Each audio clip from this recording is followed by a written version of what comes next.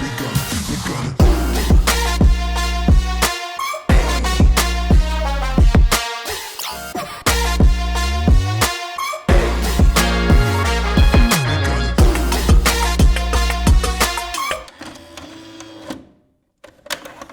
said it was the best card of the year. Well, the best fight night of the year. Well, I actually do think it is one of the best fight nights just for the fights themselves. The problem with it is does it actually have implications for anything? Based upon, obviously, the main event, which is Dariush versus Tsarukyan, and then you've also got Turner versus Bobby Green. The fact that, all roads ultimately do lead to Islam, and he's already decimated everyone, or at least it feels like he's decimated everyone. Are you excited for these lightweight fights and the potential implications that they have, or just not at all? I am excited about the individual fights. I'm excited about the co-main and main event. You're right. This is a really solid fight night in terms of that. But as far as how I feel about the lightweight division and what these fights mean in terms of the future, lightweight honestly just feels dead. I feel like nothing seems like real competition for Islam. We have a bunch of old guys at the top, right? Oliveira's getting up there. Gaethje, Poirier, Chandler, none of these guys are going to be around that much longer. And what you're going to have in their place is not really superstar level. And maybe I don't know, we're spoiled because lightweight has been sort of this premier division for so long in terms of star power. But I just feel like the UFC better hope to God that none of these guys happen to beat Islam, because there is just nothing there, in my opinion, in terms of like the casual fan once these older guys are gone. Yeah, it's a weird situation where all of the new up-and-comers lost to the guys at the top. So when the guys at the top go, all the new up-and-comers, they're going to move and be those top guys, but they did lose to the era before them. No one's gone like, I'm the new guy. It's not like Adesanya. He shows up, he beats everybody, he's a new champion. All those guys started to win and then lost, and then it's been the same guys at the top. So Tommy's right. When they go, what the hell is going to happen? Well, one of the things I want to quickly say based upon that, Tommy, as well, like you said, you better hope to God that no one does beat Islam. What do you mean by that? Because I feel like that's exactly what needs to happen, really, for it to be, an exciting jumble, right? Yeah. No, I mean, look, I think in terms of, obviously there are guys right now that, Justin Gaethje were champion, or Dustin Poirier or Michael Chandler, these would all be huge things. We obviously have Conor. You never know what could happen with that, even though he's 275 pounds now. I don't know how he'd ever fight at lightweight again. But the thing is, if it's not going to be any of those guys, and those guys are going to slowly fade out, to me, the longer you have Islam as champion, the better. It's sort of like the Khabib situation where I feel like, yes, Islam is nowhere near the star that Khabib was, obviously. But I do think if he keeps that title for a long time, that prestige will continue to build, and he will become a bigger draw because of it, whether he is, a charismatic character or not. You would want Islam over these other younger guys coming up because none of them really feel like they're going to move the needle that much. I hate to use that phrase because I know that's something that Dana likes to say, but I don't know. I feel like Islam is really the only star left. We all love lightweight, because of the stars that are there, like this whole triangle of violence that's been around. Yeah. But we've got reasons to love it and reasons to want to complain about it as well.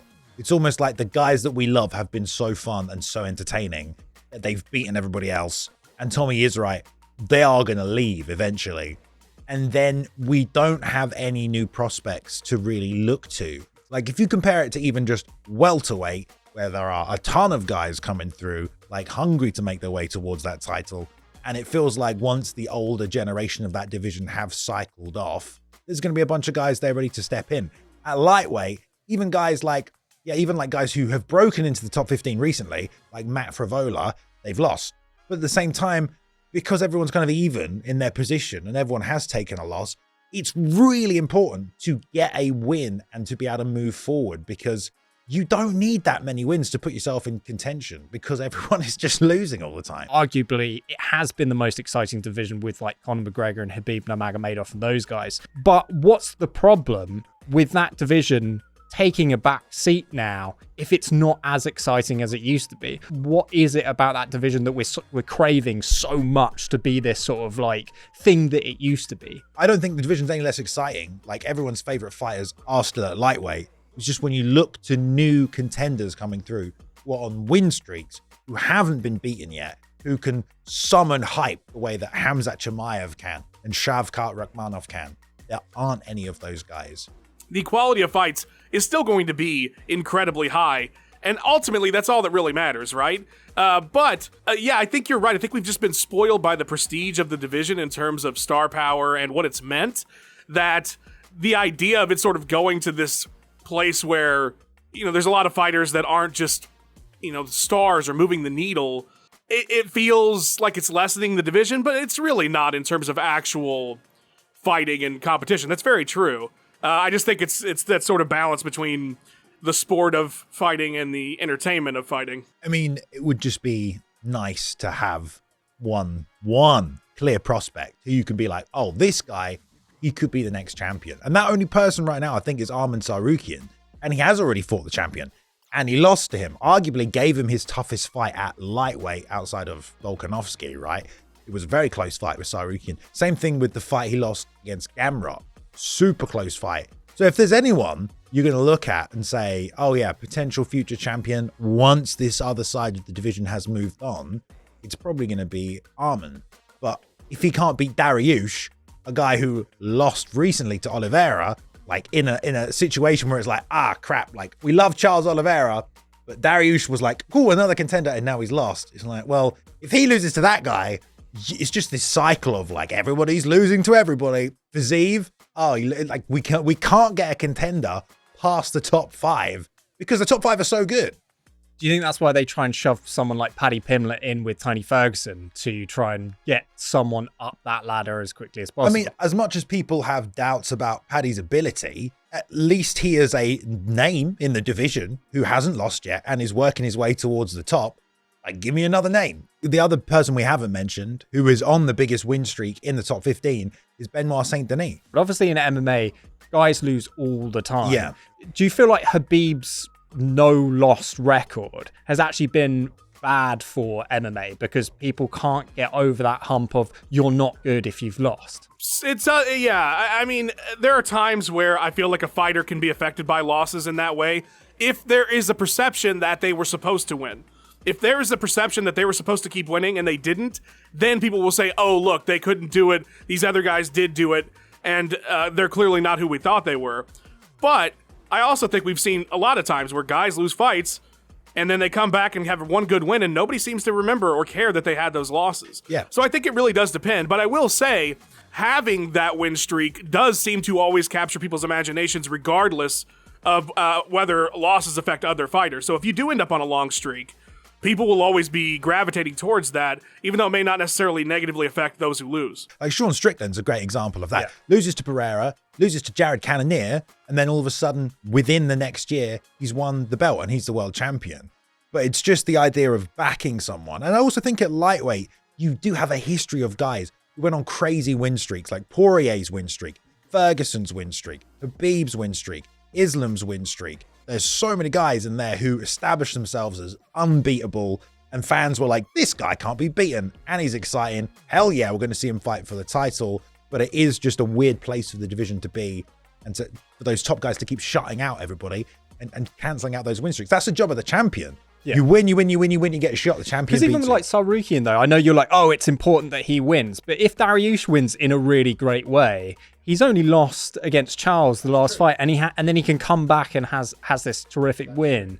But is there just not the kind of fan support behind Dariush than there would be for someone like Tsarukyan, who's not, in my opinion, not really had that star-making moment? He's been in the UFC for a really long time at this point, made his way against lots of contenders, but I just don't feel like he has had that star-making moment where people go, holy shit, we have to look out for him. The only reason we point to him, and maybe the only reason he is in this main event, is because everyone was looking at Grant Dawson. Oh shit, Grant Dawson has lost to Bobby Green. Now we're scrambling around to try and find somebody else. And I think that's why fans go, oh, what about this guy with the win streak? You know, when you do have a dominant champion like Islam, I say dominant, but actually he hasn't defended the belt a lot.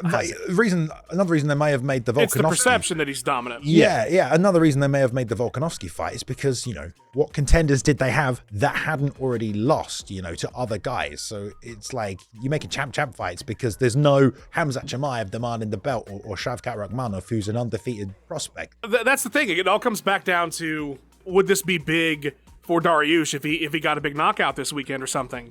And honestly, I don't think it would at all. It wouldn't move the needle in any way, shape, or form. Obviously, there's a certain tiers of fans, like really hardcore fans respect Dariush already, and they would be really impressed by a big win this weekend. But the average fan watching, they're not going to care. He could do the most insane knockout we've ever seen, and nobody's going to be like, oh my God, we got to get Dariush in there for a title shot. But with someone like Oliveira, or names that people really already like, it doesn't take much for them to get themselves back in that spot. You know, there's no science to it. It's not fair, but I think it is what it is. But I do think the biggest thing is that fan support. What if he just went in there and he fucking goes in there and Jorge Masvidal's Tsarukyan just immediately? And it would be all over social media. People would love it and they would freak out, and then nobody would care like a week later. I just feel like because of who he's fighting. Like, this is a fight night that, if you're a real fan of MMA, you should be like, whoa, this is stacked up. But I do feel like there's a certain level of fan that's just going to be like, I don't really care about these guys. Like, I have no investment in these dudes. So if, no matter what they do, like you said, even if he comes out Masvidal style, flying knee, you know, he's hitting him on the ground, he's talking shit, like, none of it, I don't think would really do anything. Obviously, Dariush is not that kind of guy, he's not going to do that. But I just don't think there's anything he could do this weekend that would put him in that space with fans. Well, the shoe's on the foot of the up-and-comers in this situation, because Arman Tsarukyan's taking a guy above him, you know, so it is more impressive even from a hardcore standpoint if he can beat Dariush. And for Jalin Turner, he's taking on someone fans know in Bobby Green. So if you don't know who Jalin Turner is, you might know who Bobby Green is. So the opportunities are in the hands of the prospects on Saturday for them to take a step forward. And Tommy's right. If Dariush wins, doesn't really do anything. If Bobby Green wins, well, who the hell knows what Bobby Green's going to do? Because if he keeps beating everybody, like, it's going to get interesting. Yeah, Green has a unique situation where he is someone that fans have known for a really long time. And anybody that is an older fighter that suddenly goes on a hot streak, even if they're fighting younger guys that people don't necessarily care about as much, that's going to draw that attention. So Green definitely has the opportunity. Really, I feel like the only person who can't advance themselves, unfortunately, this weekend is Dariush. Everybody else could benefit greatly this weekend from their wins. If the people coming up are not interesting, and it can't even just be that you're good, like, there has to be an X factor, because everybody's good now. Like, the ceiling, or the basement on talent in any of these divisions is so ridiculously high that you could watch a prelim and see some of the best action you've seen all year, right? And that doesn't matter, though. Like, being just good is not enough. You have to have some intangible, some X factor that gets people interested in your title shot specifically, and then that will benefit the champion in terms of, like, the intrigue for it, whether they're an interesting fighter or not. So that is the thing, which is really the problem with lightweight that we're talking about right now. Obviously, you do have some of these older guys that are huge stars that when they get title shots, or if they get title shots, would be a big deal. People would be excited about it. And you could have some potential stories coming up. But largely, these stories don't seem to be developing just yet. Now, they can happen fast. Your example of Masvidal, I mean, who would have thought Masvidal would be the biggest star in the sport in 2019? Nobody. You know, so it can happen quickly.